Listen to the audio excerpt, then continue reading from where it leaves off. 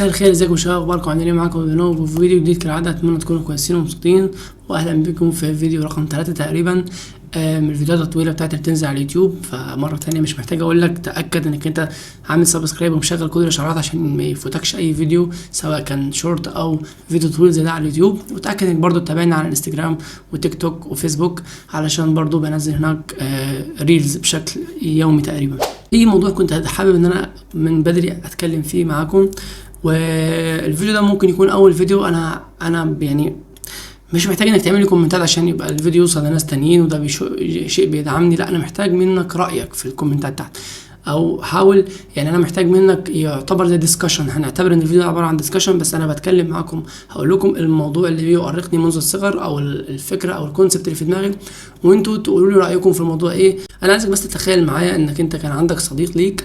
الصديق ده كان كل ما انت تفضل معاه بتذاكر مثلا او حاجه، بتلاقي اهله بيقولوا له كلمه من معناها يعني احنا عارفينك كده انت هتجيب كام، او عارفينك انت هتعمل ايه، عارفين اخرك ايه، مش هتتعدى حاجه المره دي. عارف انت الجمل اللي هي من المعنى ده. مش هقول لك بقى ده واقعه ايه على صديقك ده، ولا هقول لك ده بيوصل ازاي لصديقتك اللي انت موجوده معاها كان وقتها يعني. بس هنتكلم مع بعض نوصل ان الكاركتر ده انتوا الاثنين كبرتوا. عايز اقول لك الفرق بينك انت ككاركتر واهلك ما كانوش بيتعاملوا معاك بنفس الاسلوب، وبين الكاركتر اللي جنبك ده، سواء كنت انت فصاحبتك او انت فصاحبك. الكاركتر بتاع صاحبك او صاحبتك دلوقتي هو عامل ايه نفسه. انا مش حابب فكره ان انا احط حدود. ما ينفعش احط حدود ليه، مش بحط حدود واقول له اكسرها، لا ده انا كمان بحط له حدود واقول له ده اخرك، يعني انت مش هتكسره بجمله اللي هو ده اتس افاكت، يعني ده حقيقه مش تقدر تعديها.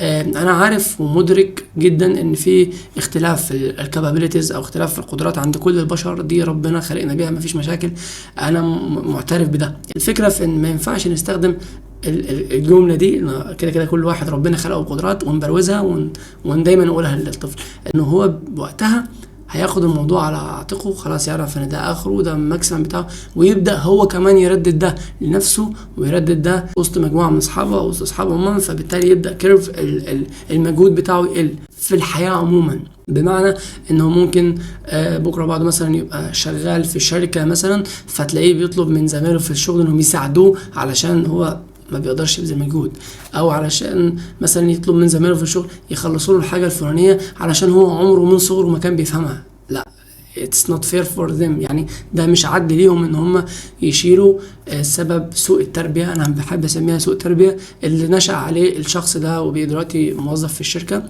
او موظف عموما في اي مكان. تلاقي مثلا بنت بتقول لك انا بنت ما اقدرش اعمل الحاجه اللي انتوا بتعملوها دي كاولاد، يعني which is دي برضو حاجه not fair للولاد وللبنات برضو. ليه؟ لانك انت في دلوقتي بنات بتعمل حاجات الولاد ما تعرفش تعملها. قيس برضو على ده ان في بنات بتعمل حاجات او نجاحات في حياتها في الكارير بتاعها او في التعليم بتاعها افضل من الولاد. يعني ولاد كتير بتبقى قاعده مش عارفه تلاقي شغفها هنقول، او مش عارفه تلاقي الباشون بتاعها اللي هو الشغف برضو. سبحان الله، انت قدرت تلاقي نفسها بدري، قدرت ان هي تحفز نفسها بنفسها وتحط لنفسها خطوط وتعدي الخطوط دي كمان وتكسر الحواجز ذاتها وتطلع لقدام. لكن الولد ما عملش كده. فهو الموضوع مش حكر على حد، مش حكر على حد عشان انت الجندر بتاعتك كده. ما ينفعش ان انا عندي مثلا 30 سنه دلوقتي الاقي زميلي في الشغل اللي عنده 30 سنه برضو قدي يقول لي انا ما بقدرش اعمل ده علشان اخي كده. ده اتس نوت فير، لان هم وقتها بيطلبوا ان نعملهم بشكل خاص علشان هم مش كده، لا عشان هم فاكرين ان هم كده، علشان هم اتربوا على الجمله دي، علشان هم اتعودوا اتقال لهم الجمله دي فبقوا يقولوها لنفسهم، وكمان ما بقوش بعد ما صدقوها عايزين يقولوها للي حواليهم كلهم عشان يصدقوهم. فده مش فير للكل. فاللي انا عايز اقوله في الفيديو ده ان انا اتمنى ان لما ربنا يرزقني ان شاء الله باولاد اكون اعرف اظبط الحته دي من ضمن الحتت الكتير اللي محتاجه تظبط طبعا، في ان انا ما اخليش ابني ولا ما اخليش بنتي فاكرين ان هم عندهم ايشيو معينه فبتخليهم ما يقدروش يبذلوا مجهود زي اللي حواليهم. بس اتليست ما ينفعش اقول لهم انت اخرك كده فمش هتقدر تعمل اكتر من كده، ومع ذلك انا تمام مفيش مشكله. لا، انك انت بتشجعه ايا كانت النتيجه بتاعته، بتحاول تقول له المره الجايه عايزين افضل، عايزين طب نشوف القصور بتاعتنا فين فنحلها. ده اللي بنتكلم فيه، لكن مش تقوله ده اخرك. انا متهيألي اللي كان بيعمل كده ده كان عايز يريح مخه هو كولي امر او كشخص بالغ، ان هو بيقول لابنه او الطفل بتاعه انت كده كده اخرك ده، فما تزعلش ما تتضايقش. فانت كده انا حاسس انك انت بتشيل الصخره من على صدرك وبترميها عليه هو قدام بقى، يبقى يتصرف فيها لما يكبر هو واللي حواليه.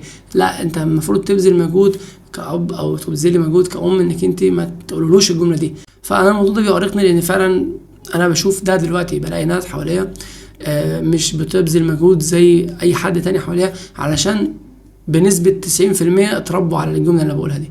فأتمنى إن احنا ما نقولش الجملة دي لأولادنا في المستقبل يعني. وفي النهايه بشكرك جدا جدا، وبشكرك جدا جدا لو انتم مكملين معايا الفيديو لغايه دلوقتي. اتمنى لو عندكم اي اسئله تقولوا لي تحت في الكومنتات، وطبعا مستني رايكم مش في الكونتنت ده كنوع، انا مستني رايكم في الموضوع نفسه برضو. تقولوا لي تحت في الكومنتات هل انتم موافقين رافضين، هل انتم فعلا في ناس في شبكه علاقاتكم بتقول لكم نفس الجمله دي، انا وضعي كده ما اقدرش اعرف دي، انا مش هعرف دي، انا اخري كده، وانت حاسس او انت حاسه ان هم اتربوا على هذه الجمله. انا عايز اعرف ان انا مش لوحدي بس، او اتناقشوني يمكن انا اكون فاهم غلط، اتمنى ذلك. وفي نفس الوقت عايز سؤال بس ليكم، لو انتم حابين تلاقوا كونتنت او نوع توبكس من النوعيات دي، هل اكمل في الموضوع ولا ده برضو مش، لان في مواضيع كتير بتبقى حاجات شبه كده نفسي اتكلم فيها، بس حاسس ان انا مش هتلاقي مردود عند الناس. فلو الفيديو عجبك يا ريت تعملوا لايك برضو، علشان احس ان في ناس عجبها الفيديو، واكتر من النوعيه دي من الفيديوهات. وفي النهايه thank you for watching and see you next video. Bye.